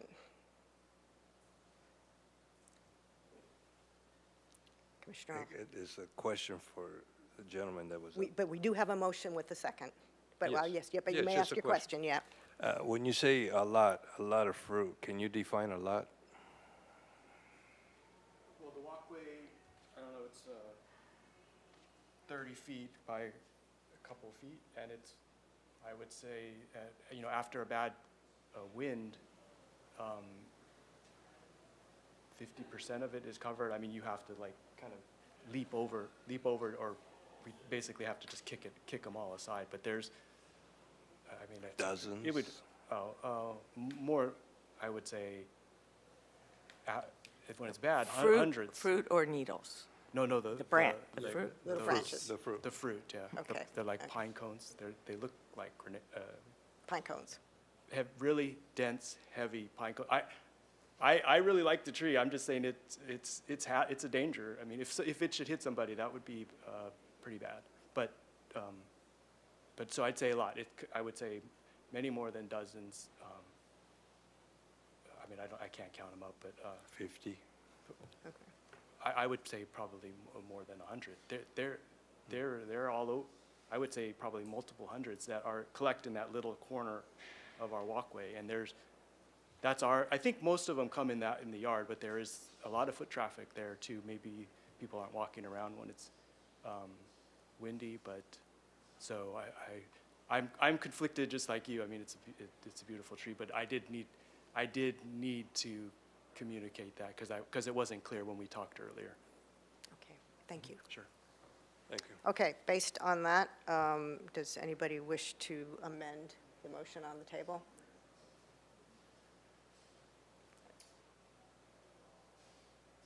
I'm going to go to a vote unless there's a, I feel like I don't have adequate information to make a good decision. I wouldn't mind adding without prejudice. I don't know how often these trees fruit. I haven't seen any like photographic evidence of fruits on the ground. You don't like it, I can tell. But I'm mentally stuck. so if we add without prejudice, is that an indeterminate amount of time? Because really, we'd be talking about going through at least one more fruiting cycle. Chair McGill and Commissioners, I think that it's always indeterminate. Okay, I think it would be advantageous based on the Commission's comments that the duration was extended out anyway. I think it would be important to wait more than, say, a year or something like that before you came back to have better evidence. okay. Based on that, I'm willing to amend my motion to deny approval of the Norfolk Pine on 2131 Red Rose Way without prejudice. Are you willing to second that? Yes. Okay. I think I'm going to just go ahead and bring this to a vote. All in favor? Aye. Aye. Opposed? Yeah, I'm going to Aye. oppose. Okay. I think that was a 3-2. I didn't. Yes. And I would like to remind the applicant that you, it's here somewhere, have the right of appeal. It is without prejudice, which means you can bring it back without filing new fees. And also, you have the right to appeal to City Council within 10 days pursuant to provisions of Section 130.050 of the Municipal Code. Okay, thank you. It's a tough one. That was a tough one, I know, and I knew it was going to be. Chair McGill and Commissioners, the next Street Tree Advisory Committee recommendation for review is the request to remove a black locust. This tree is located within the front setback of the property at 917 Alphonse Street. The applicant, the primary reason they were requesting removal is actually, one, there was decline in vigor of the tree. than primarily just sprouts. There's, they provided lots of evidence of sprouting all throughout their property. There was some damage to like an adjacent property wall that they referenced as well, but really the, root of the issue was the sprouts popping up all throughout both the front and backyard. And on the application, they did express a desire to replant within the front setback 2 new trees. One was just a fruiting avocado, and then the other was a magnolia, a species of magnolia. The committee reviewed the tree. When we were there, it was really sparse. The photograph shows that it's really sparse. Black locust is a deciduous tree, so there are periods of time in the winter months when it doesn't have leaves. It's very peculiar that it would be looking like this time of year. It was pushing new growth, kind of indicating that there was a defoliation event. We couldn't really make a determination as to why that was. There was a little evidence of fruiting bodies at the base of the tree, but really no conclusive reason why the tree would look so poor this time of year unless the vigor was just declining to such a level that, the trees has very, very little long-term potential for survival.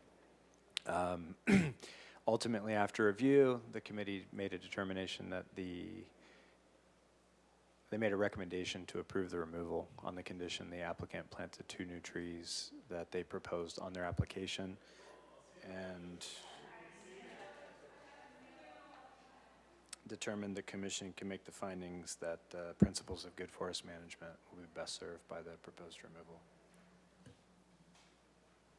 Okay, thank you very much. Does anybody have any questions for Mr. Slack? Okay, we have no speaker slips. Do we have anybody online? No, we do not. Okay. Discussion and/or a motion as Well, I'd make a motion that we concur with the Street Tree Advisory Committee recommendation for the removal of the black locust and replacement with 2 trees. And this is in good forest management. I'll second. Principles of good forest management will best be served with this proposed removal. I can second that. Okay. Any, I would say further discussion, any discussion? All in favor? Aye. Aye. Opposed? All right. And then we have the last of the removal requests, which is Punta Gorda. Chair McGill and Commissioners, the next item for review is the request to remove a deodar cedar located within the front setback of the property at 1212 Punta Gorda. This is a multi-unit complex with essentially a lot of like double wide or mobile home units. Despite that being split up, there is a setback here, and this deodar cedar is within the setback. The applicant's requesting removal of the deodar cedar due to improvements on the specific lot where the tree is located. The applicant said that they were bringing in a new unit, upgrading to essentially like a sort of a double wide style unit, and that the tree prevented them from bringing it onto the property. The committee reviewed the tree on site, noted it was in really good health overall, reasonably well maintained. There was quick consensus amongst the committee members that the request was practical, but it just lacked the evidence needed to really support its removal. If plans had been shown that could really illustrate that the new unit was large enough where it couldn't be brought in, I think if you were on site, you could imagine a large unit might be difficult to kind of shoehorn in there while that tree's there. It was just a simple instance of just not enough information being provided, and the committee didn't feel comfortable recommending its removal without that additional detail, and made a recommendation to deny without prejudice to allow that applicant additional opportunity to come back and give us those details that the committee was hoping to see.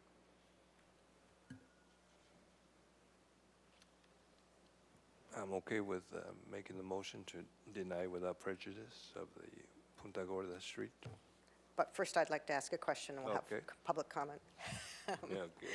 But, Jumped the gun. and my question would really be more around, I'm thinking back to, was it last month that we looked at I can't even remember the assisted living center, on Modoc. Is it a question of deny without prejudice, or should we be looking at deferring this for a month in order to get the additional information? Because it really seems like it was just, that really was the entire conversation, was around understanding the site plan. Chair McGill and Commissioners, I think it would be prudent to just move forward with a denial without prejudice. It's essentially the same thing.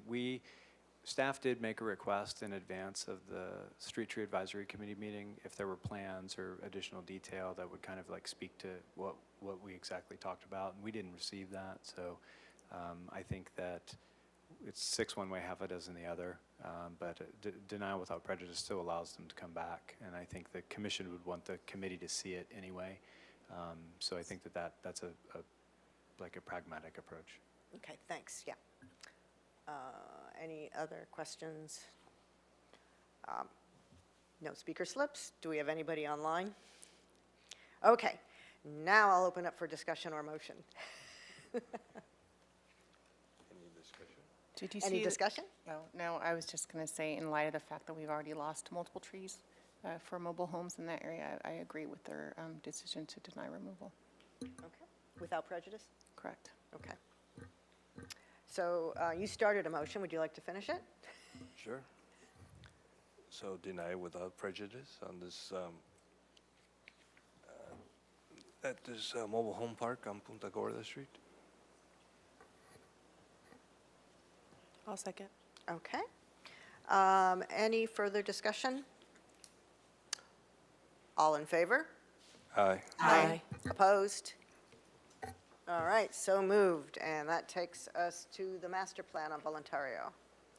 Chair McGill and Commissioners, the last Street Tree Advisory Committee recommendation is a request to modify the existing street tree designation for the 500 to 700 blocks of North Voluntario Street. There's two big, sort of like the catalyst for this request is, you may recall a couple months back at 714 North Voluntario Street, the commission approved the removal of 2 queen palms from the public right-of-way on the condition that 2 new street trees were planted. During discussions with the applicant, they expressed, and it was also listed on their initial application, a desire to plant the pearl acacia or Acacia podalerifolia in the parkway. The current designated species is a tree that commonly referred to as mimosa, or it's Albizia julibrisson. There's another common name, and I'm just blanking on it right now, so we'll call it a mimosa. No, but anyway, mimosa. And that species has shown to have quite a high level of susceptibility to the invasive shot-hole borer, which also is present on that street. So a couple good, reasons for changing the species. A desire to increase diversity, let's call it, from the property owner's perspective, and then also filter out a species that's recently emerged to have lots of problems.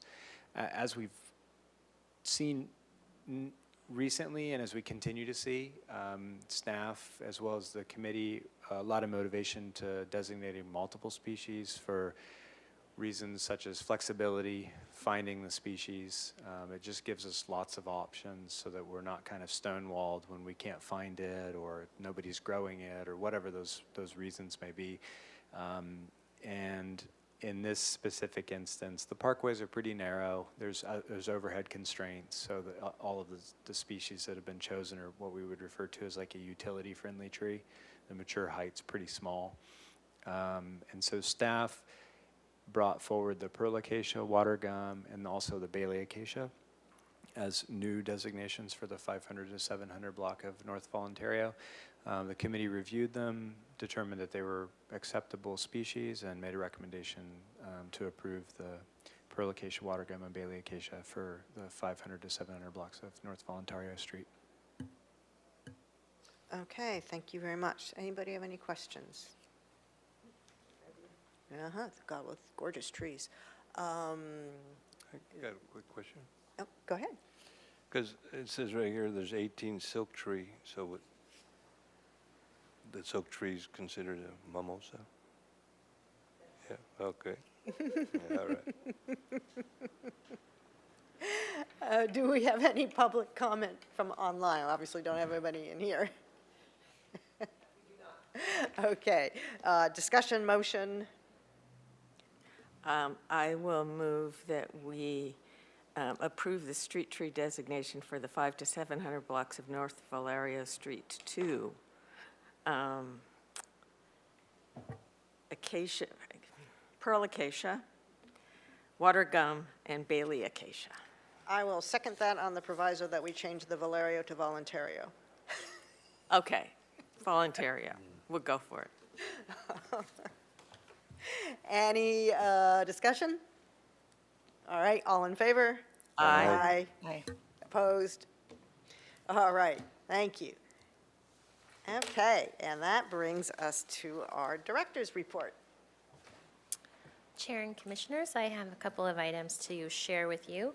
The first is that we're very pleased that earlier this month, the department received the Creating Community Award of Excellence from the California Recreation and Parks Society, which is for our district, which basically is the Central Coast. So we won this award for the Arts Alliance program, as they noted how much community it creates. So over the last 20 years, we've been able to have 700 youth participate in the Arts Alliance program, creating murals and doing other neighborhood improvement projects. It's supervised by Ricardo Venegas, and the current lead artist is Miguel Rodriguez. I'd also like to share that on November 23rd, we will be returning the annual Thanksgiving luncheon to an indoor event at the Westside Community Center. This is an adaptive recreation program that's co-hosted by Kiwanis and our adapted recreation team. So we had to cancel in 2021. It came back outdoors at Oak Park last year, and we're pleased to bring it back indoors this year. We expect about 200 people to be able to participate in this event. And then just to note, we have a couple of tentative commission agenda items that we're planning to bring in November and December. So in November, we are planning to bring a capital projects update and the proposed capital improvement program for the next 5-year cycle, 2024 through 2028. And in December, we plan to bring commercial activities in parks and possibly advisory committee appointments if we have any people. I know it was a discussion at golf, so they're all getting theirs in, so. Oh, great. Good. All right, any questions for, I was about to say Ms. Zachary, Ms. Bunk. No, I don't, I mean, again, kudos on the award. You know, that's a great achievement, and congratulations to Ricardo Venegas and Miguel Rodriguez, who's quite an awesome artist, I might say. I think it's one of those programs in the city that Unsung. kind of flies under the radar a bit, and it offers us all, I mean, it just adds so much Yeah. for everyone. And the kids that participate, I think it's such a good experience for them and rewarding. It gives them a little stipend with it and all the things that happen that, you know, kids need. So Yeah. it's one of the ones that I think I'm most proud of in the department. Yeah, and I actually wasn't aware that it was 700, that the number was that high. I mean, it's really is a great program. I guess, I mean, in terms of, I mean, I know this is not a tentative commission agenda item, but I want to make sure that everybody here is aware that, because I know Ortega Park keeps coming up, that I got a notice that there will be, it's a community, it's not a workshop, it's an update session really on November 12th, this Saturday at 1 o'clock at the Welcome House at Ortega Park. So mark your calendars. I just want to add on the award with the Arts Alliance, and I have seen that it does give the kids, the youth, some guidance and direction. So it's positive. It's a positive Yeah, program. it's a Yeah. fabulous program. All right. We're losing somebody. Okay. Oh. Okay. Well, we have one more agenda item, which is the Urban Forest Management Plan. Shall we take a 2-minute recess until we get Nicole back? I saw the little flashy thing going off, but I've silenced it. Come on, it's only 5:30, guys. It's a lot of traffic.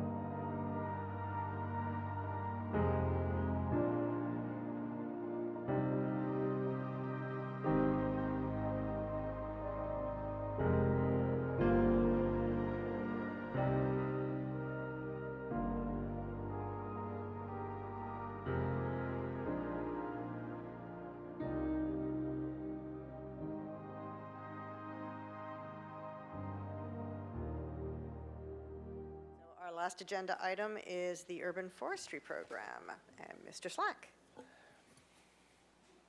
It's nice to see everybody again, Chair McGill and Commissioners.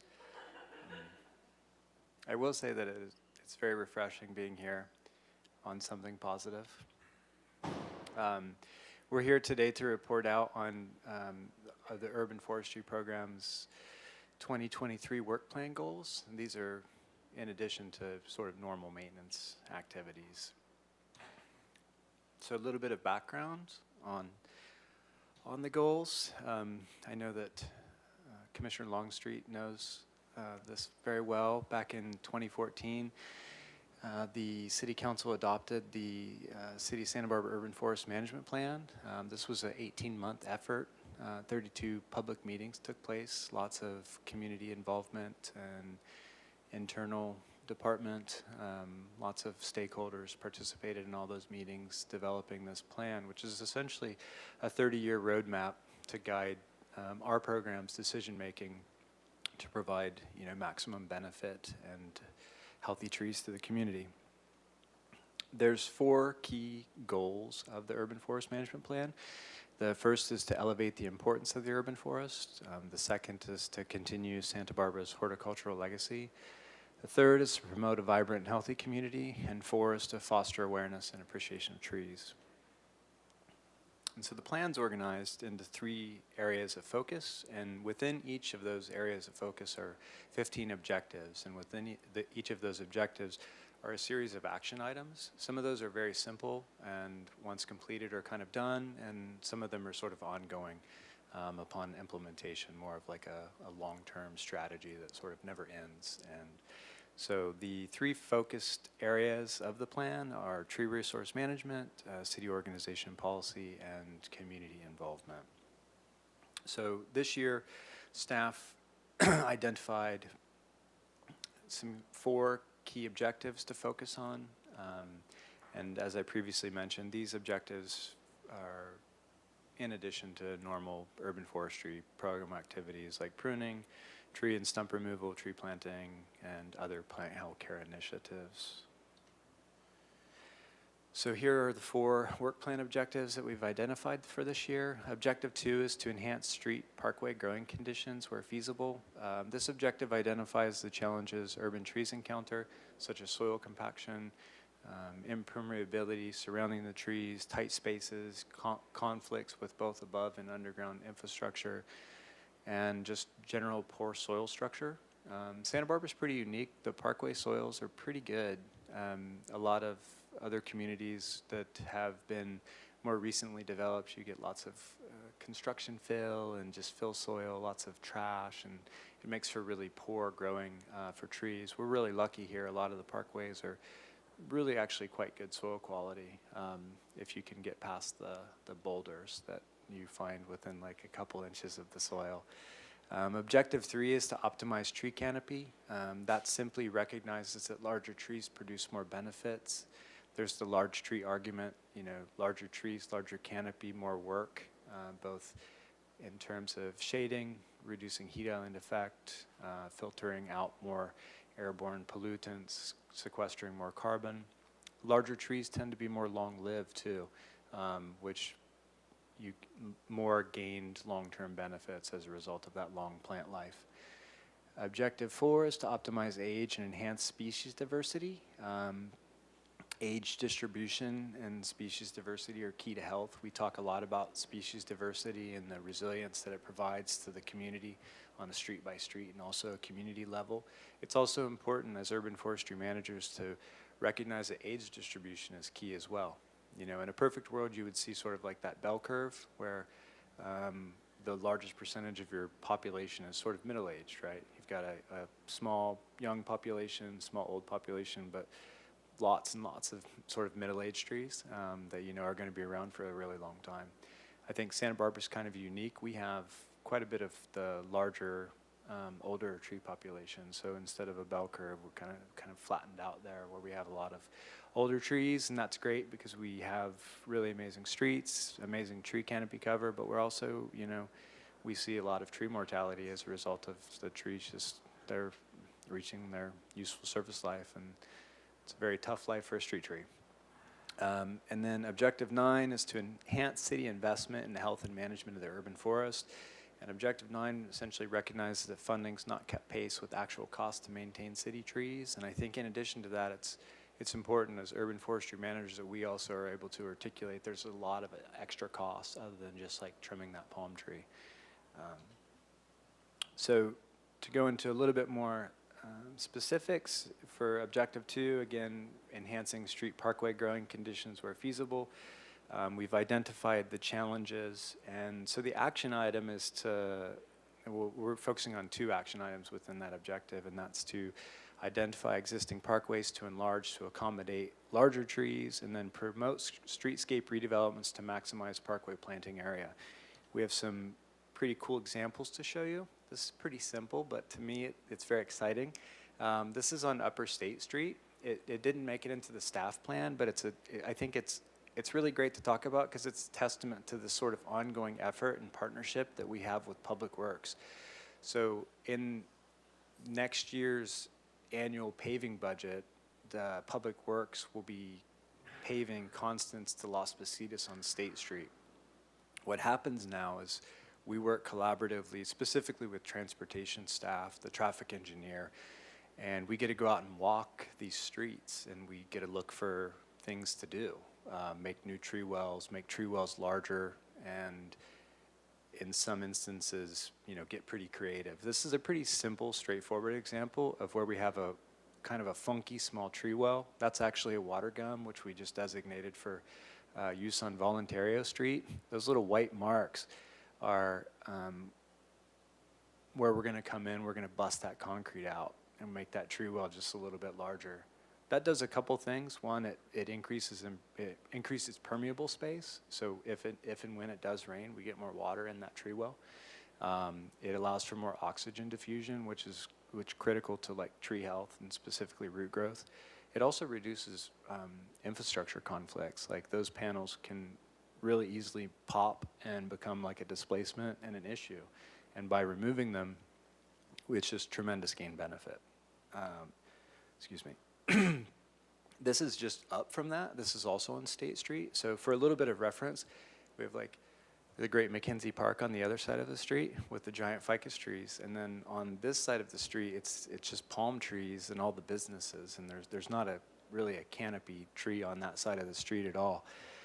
So it's pretty tough to tell from the photograph, but between these two palm trees, we've gone through and identified areas where we can put tree wells in.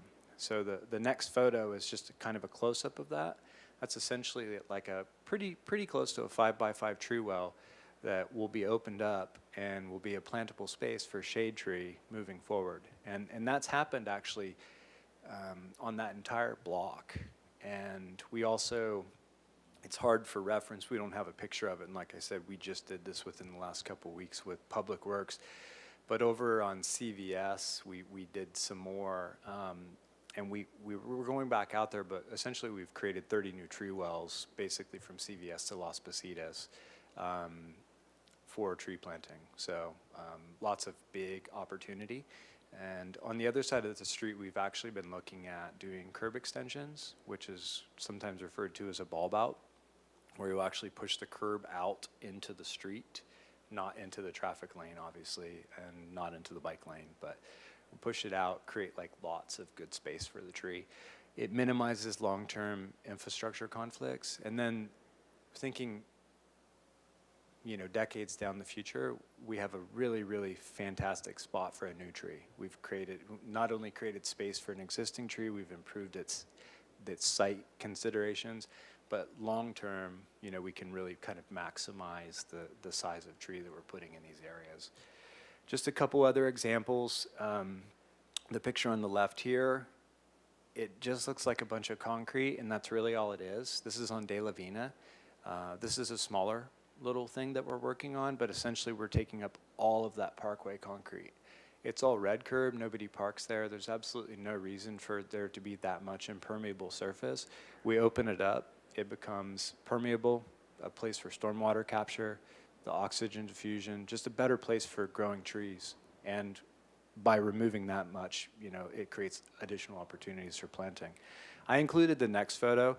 I think it's really interesting. It speaks to the long history that the city of Santa Barbara has towards tree preservation and coming up with creative solutions for tree retention when infrastructure conflicts are present. So what you're looking at is a giant ficus tree, and that's a steel curb. It's a steel plate. The city actually has, as part of its standard details, a steel curb detail that we can refer back to that allows us to essentially embed a steel plate in the curb, which gives us not a lot of space, but more than if we put a curb back in. So instead of having to come back in and cut huge amounts of the actual root flare, we can utilize that. So it's just another example of like a really creative strategy. You can see it on Milpas, you can see it up there by Mackenzie Park, and these have been around and been used, for decades.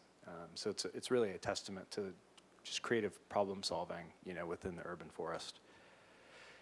And then the last couple examples in terms of, enhancing street parkway growing conditions. This is a project that we recently just completed on West Carrillo. Hopefully some of you have seen it. We went through, did a few tree removals from some trees that were in really poor shape. We came back through. We made each one of those planting locations bigger by creating like an arc. And then we also cut 7 brand new tree wells closer down towards the 101 freeway. So it was a net gain of 20 new trees. They're doing really great. And, that we've really kind of maximized the canopy in that area. There were no street trees in sections of that. And, the pedestrian safety and experience is massively improved as a result of those efforts.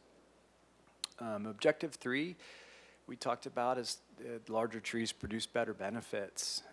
The action item that we've identified to sort of tackle this fiscal year is to identify planting locations along city streets and parks and on other public property that can support greater tree canopy and large canopy trees. This is kind of a unique hybrid project where we're not only recognizing that there's a need and a value in planting large trees, but we're going to specifically look at utilizing these trees around playgrounds. There's lots of playgrounds in town. The picture on the left is Chase Palm Park expansion. We call it the expansion. It's the ship-looking playground thing. There's virtually no shade around that at all. There's lots of opportunities for planting. The picture on the right is Eastside Neighborhood Park that has really large, long-lived oak trees that have been planted in really great locations where it's not causing conflict with the play structure, it's producing shade. There's both a national and a local movement to try to utilize shade sails and things like that to create shade for children, because the UV light is becoming increasingly more harsh, and we're recognizing that it just creates lots of problems for our youth. And rather than utilize foreign materials, we've taken the strategy of planting trees in key areas throughout the city to especially like in sort of the south-facing, southwest areas, to try to create shade. And by doing so, we'll choose long-lived large trees that produce all these great environmental benefits. So it's sort of like a hybrid approach. And just, I guess, in scope, we've identified 12 playgrounds, actually, that have like lots of potential, some more than others, but so we'll be working with park staff over the winter months to identify locations and start putting these trees in. Objective 4 we talked about is the age distribution, also the species diversity. So the action item that we're focusing on is to maintain existing species diversity while investigating methods for increasing desirable species that are rare. A good example that we've kind of talked about before is we have this wonderful document that guides our decision-making on street tree planting called the Street Tree Designation List. And so we're kind of doing a deep dive into that, looking at species that no longer make sense. The example that we provided is London plane tree. It's like a classic tried and true urban tree. Local research out of UCSB also has shown that it hybridizes readily with our native sycamore population. And so it's a species that we just simply shouldn't be planting here because we have a really, great native stock of the riparian California sycamore. And so we'll be continuing to look at these designations, determining what makes sense, what doesn't make sense. A recent example, going back to the Voluntario designation, the emergence of a pest-related issue that we know about, identifying what's affected and making informed decisions about moving away from that species. And so we've done that there. And then also creating designations that include new species. We just did that. The acacia podalerifolia, the pearl acacia, was currently not designated in the street tree designation listing.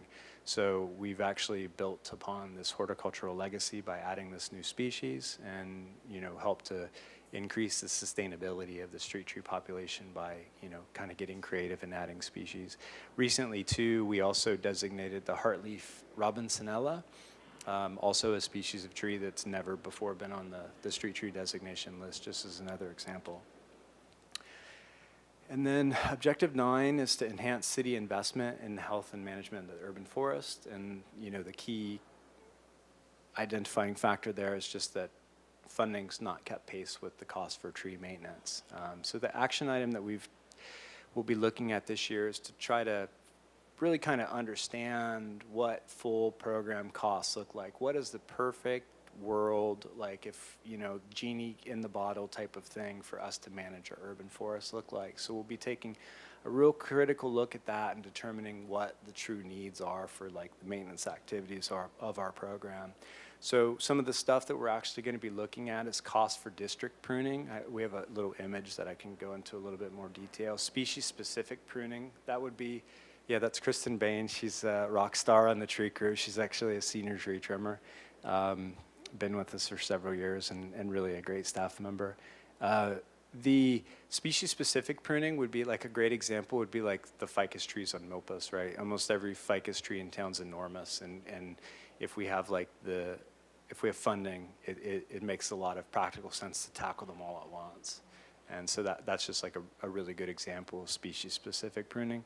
Tree and stump removal, I think that oftentimes like that as well as like tree planting and establishment, there's a lot of cost there that we don't really do a good job of articulating in terms of the full scope. You know, like the tree planting that we do in partnership with Santa Barbara Beautiful, they fund the purchase of the trees, and we get an annual grant, you know, of $20,000 to purchase the trees. When you look at the staff costs, the overhead, the actual cost to install the trees, you know, we're in well over $100,000 worth of effort on our end just to plant those trees each year. And those things aren't talked about enough because it's very expensive to do what we do and do it well. And then we're trying to sort of up our game, do more plant health care initiatives, do more mulching, do more radial trenching, do these things that are really valuable to like the large mature trees in town that are of significance so that we can keep them around, you know, for several more decades. So this is a district map. The city's split into all these little zones. These are basically just defined geographic areas that help us tailor our maintenance efforts. I think historically we've never been in a place with resources to do true district pruning where we would tackle X amount of these a year, and then that becomes cyclical, and then we have sort of a defined pruning interval. And we've, you know, been close, I think, here and there over time, but, you know, we're definitely not there right now, and that's sort of a hope of ours. You standardize maintenance, the efficiencies gained are tremendous, and then the work performed each time becomes less and less, and it's ultimately ends up being better for the tree because you're doing less each time. This is just a snippet from our tree inventory. We were talking about species-specific pruning. Each one of those green dots is a queen palm. So, you know, the several thousand queen palms that we have in our inventory, but it's just an example of how we can utilize our technology to understand what we have a little bit better. You know, we trim most of those, if we're lucky, every 2 years, you know, which isn't in a lot of people's minds frequent enough, you know, so we can pull this data. What's the perfect scenario look like and what kind of costs are associated with that? And so that essentially concludes the presentation of the work objectives. These are just each of the 4 objectives, and I'm happy to answer any questions if there are any.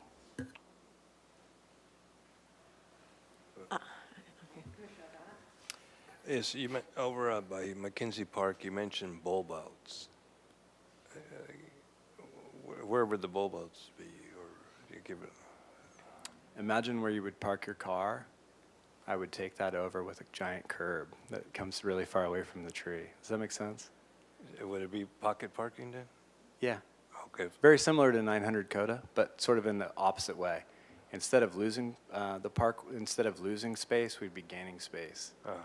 Okay. The ideal locations for things like that are like red curb areas, right? Because then we're not impacting parking.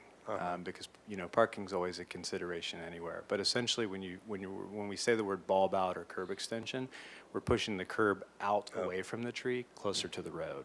Got it. And regarding Milpas Street, is that a designated street tree in the makings? Because I would say there's at least 20 empty tree wells. Chair McGill and Commissioner Aldana, yeah, Milpas is always, you know, a complicated issue. There are designations that exist for each of the blocks on Milpas.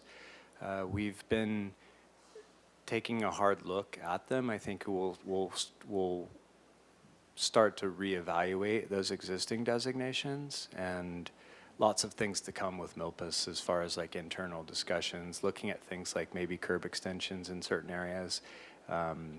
It's a full, topic for a different time. But there does currently exist street tree designations, but I think they'll all go through a revision that the commission will see probably, over the next couple years. Commissioner Longstreet. Are trees in our street tree program, all of Parks and Rec, are they part of the sustainability where that could be an area where we get increased funding? Because when we look at the environmental issues we're trying to address with, just all the programs the city has, to me, what you're doing, what the department does, is a huge part of sustainability.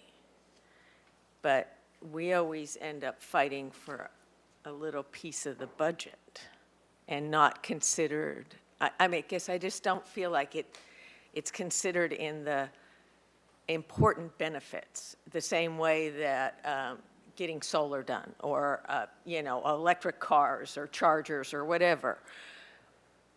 Yet I look at that Carrillo Street where we have the freeway and we have busy Carrillo Street and we have the train tracks, and how important trees are right in that area to kind of take some of that gunk out of the air. So how do we get a seat at the table, a bigger seat or a better seat? Chairman McGill and Commissioner Longstreet, that's a great question. I think we're working on creating that relationship, and the sort of the environmental folks, the sustainability group, they're well aware of the role that the city's tree population plays, specifically in the climate action plan and the goal of being climate neutral by like 2030. So yeah, we've had preliminary discussions to try to partner with them. I think the real key for us moving forward in partnership with groups like that is to figure out a way, and maybe it's through their financial support, for us to understand the ecosystem service benefits better that the trees provide, right? So we know trees are good and they do all these things, but we've not had the ability yet to do a really detailed analysis so we understand how much carbon's actually being sequestered. We know it's happening. We know that there's airborne pollutants that are being filtered out, and that there's, temperature changes at the local level where trees have, extensive canopy cover, and then it's 10 degrees hotter where it doesn't exist. But we really need to understand that data a lot better, and that data is very valuable to them too. So we're hoping that we, as we keep working on these program objectives, that we can understand that better and become better teammates. And I think we up here need to be better advocates. That's our job as commissioners who are well aware of all of this info that you're giving us, is to advocate for this. I mean, we're down, 30 years ago, we ran 3 full tree crews. We have what, 2 now? 1.5? On a good week. Yeah. That's a huge difference if you think of a whole nother tree crew, 40 hours a week, dealing with all those trees. It's huge. And we had a small tree care crew at the same time. So, things over the my first involvement was 41 years ago, 42 years ago almost, when my ex was a tree trimmer in this city. But to see what they did, and the amount that could be done, and how it could be organized when you weren't just chasing problems all the time, but you had an ability to do planned maintenance in a better way. It breaks my heart that we can't do that anymore. And I think, that has been a large part of why I'm still involved, is that I think we all suffer for it. And it's one of the fixes that we actually have a handle on and we have control over right now in the city to value. And so I encourage everybody to advocate with our council for a better budget for maintaining the importance of the beauty of our parks, but also the health. So that's my soapbox.